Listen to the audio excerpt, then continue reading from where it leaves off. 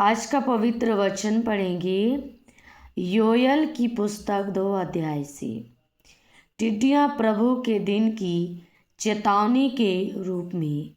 सियोन में नरसिंगा फूंको, मेरे पवित्र पर्वत पर सांस बांध कर फूंको।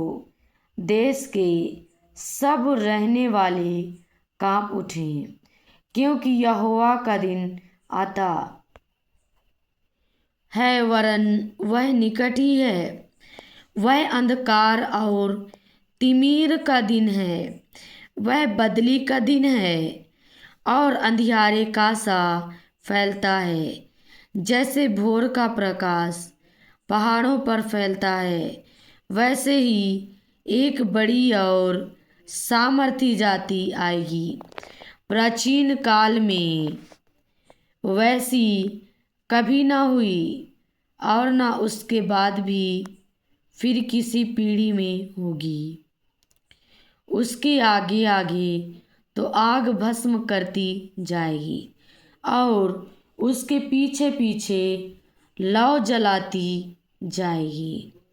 उसके आगे की भूमि तो अदन की बारी के समान होगी, परंतु उसके पीछे की भूमि उजाड़ मरुस्थल बन जाएगी और उससे कुछ न बचेगा। उनका रूप घोड़ों का सा है और वे सवारी के घोड़ों के समान दौड़ते हैं। उनके कूदने का शब्द ऐसा होता है जैसा पहाड़ों की चोटियों पर रथों के चलने का या खूंटी भस्म करती हुई लौ का, या जैसे पाती बांधे हुए बलि योद्धाओं का शब्द होता है। उनके सामने जाति जाति के लोग पीड़ित होते हैं, सबके मुख मलिन होते हैं। वे शूरवीरों के समान दौड़ते और योद्धाओं की भांति शहर पनाह पर चढ़ते हैं। अपने अपने मार्ग पर चलते हैं और कोई अपनी पाती से अलग ना चलेगा। एक दूसरे को धक्का नहीं लगाते। वे अपनी अपनी राह पर चलते हैं। शस्त्रों का सामना करने से भी उनकी पाती नहीं टूटती। वे नगर में इधर उधर दौड़ते और शहर पनाह पर चढ़ते हैं। वे घरों में ऐसे घुसते हैं जैसे चोर खिड़कियों से घुसते हैं। उनके आगे पृथ्वी कांप उठती है और आकाश थरथराता है। सूर्य और चंद्रमा काले हो जाते हैं और तारे नहीं झलकते। यहोवा अपने उस दल के आगे अपना शब्द सुनाता है, क्योंकि उसकी सेना बहुत ही बड़ी है। जो अपना वचन पूरा करने वाला है वह सामर्थी है, क्योंकि यहोवा का दिन बड़ा और अति भयानक है, उसको कौन सह सकेगा। पश्चाताप करने का आह्वान। तो भी यहोवा की यह वाणी है, अभी भी सुनो, उपवास के साथ रोते पीटते अपने पूरे मन से फिरकर मेरे पास आओ। अपने वस्त्र नहीं, अपने मन ही को फाड़कर अपने परमेश्वर यहोवा की ओर फिरो, क्योंकि वह अनुग्रहकारी, दयालु, विलम्ब से क्रोध करने वाला, करुणा निधान और दुख देकर पछताने हारा है। क्या जाने वह फिर कर पछताए और ऐसी आशीष दे जिस से तुम्हारे परमेश्वर यहोवा का अन्न बलि और अर्घ दिया जाए।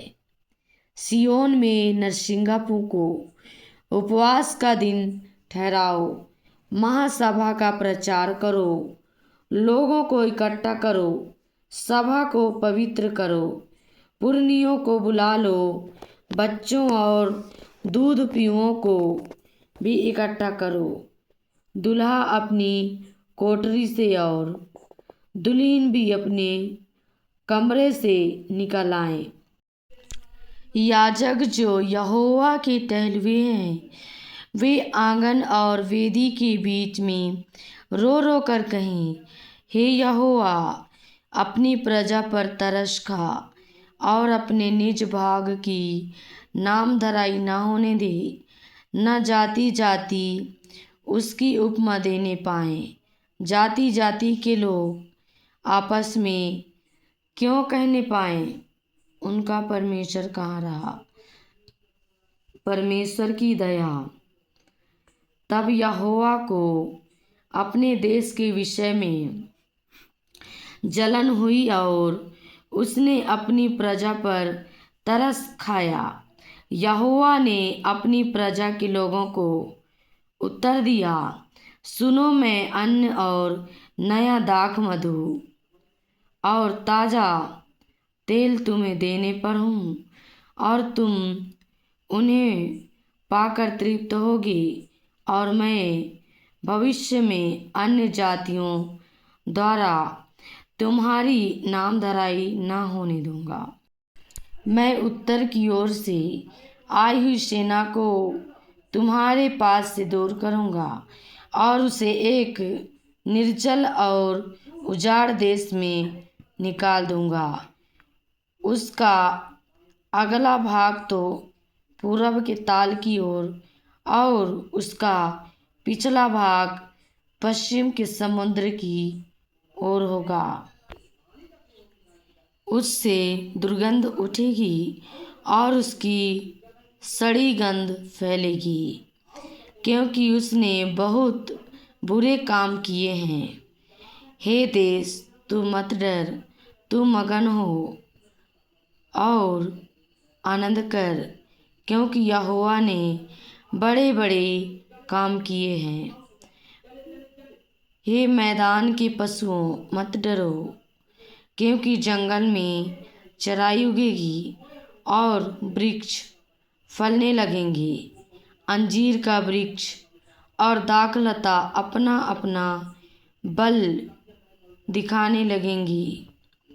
हे सिय्योन के लोगों, तुम अपने परमेश्वर यहोवा के कारण मगन हो और आनंद करो, क्योंकि तुम्हारे लिए वह वर्षा अर्थात बरसात की पहली वर्षा बहुतायत से देगा और पहले के समान अगली और पिछली वर्षा को भी बरसाएगा।